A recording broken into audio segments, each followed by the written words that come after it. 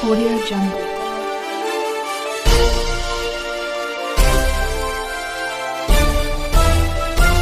Audio Jungle.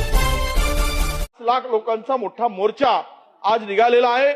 सरकारला आमची विनंती आहे की आपण बदर समितीचा अहवाल आल्याशिवाय हे कुठेही पुढचं पाऊल उचलू नये, त्यावर चर्चा करूनच आपण निर्णय घ्यावा अशी आमची सरकारला विनंती. अध्यक्ष माननीय अध्यक्ष महोदय, पहिल्यांदा तर मला हे लक्षात आणून द्यायचं आहे की सरकारने घेतलेला कुठलाही निर्णय नाही, माननीय सर्वोच्च न्यायालयाने हा निर्णय घेतलेला आहे की सगळ्या राज्यांमध्ये शेड्यूल कास्ट ही जी कॅटेगरी आहे, या कॅटेगरीमध्ये ज्या जाती मागे राहिलेल्या आहेत त्या आयडेंटिफाय करून त्यांना जे काही प्रतिनिधित्व मिळालेलं आहे त्यात जे काही डिस्टन्स आहे ते कमी करण्याच्या दृष्टीनं उपवर्गीकरण करावं.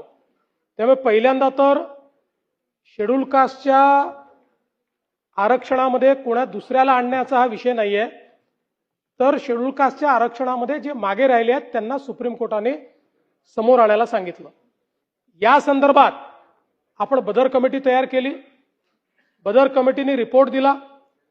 तो रिपोर्ट ज्यावेळी आमच्या मंत्रिमंडळ बैठकीत आला त्यावेळी मंत्रिमंडळ बैठकीत ही चर्चा झाली की याच्यावर मोठ्या प्रमाणात सजेशन ऑब्जेक्शन मागवले पाहिजे, कारण हा विषय व्यापक लोकांच्या संबंधातला विषय आहे.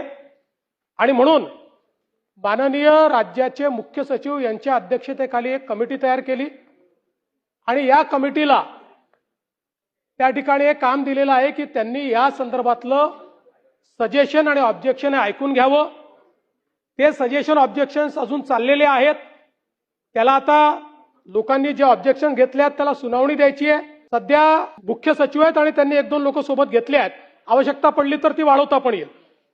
याच्यामध्ये हे सजेशन ऑब्जेक्शन ऐकल्यानंतरच, त्यामुळे आता सरकारने कुठलाही कायदा आणलेला नाही, या विधानमंडळात कुठलाही कायदा आलेला नाही. मला असं वाटतं की गृहीतिकांवर आज या सगळ्या चर्चा चाललेल्या आहेत. सरकारचं स्पष्ट मत आहे, व्यापक चर्चेअंतीच अंतिम निर्णय सरकार करेल.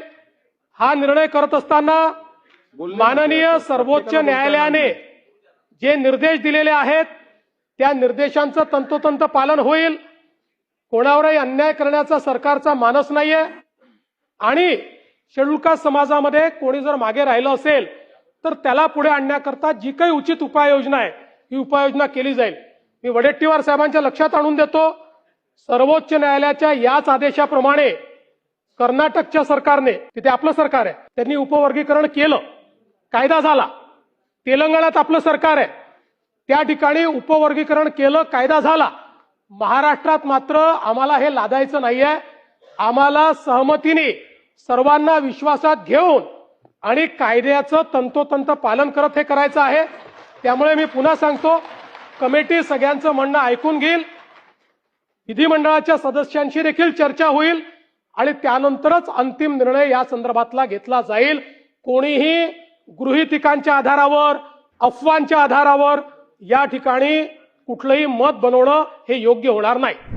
बहुजन सैनिक महाराष्ट्र लाईव्हला लाईक करा, शेअर करा, सबस्क्राईब करा आणि बेल आयकॉनवर क्लिक करा.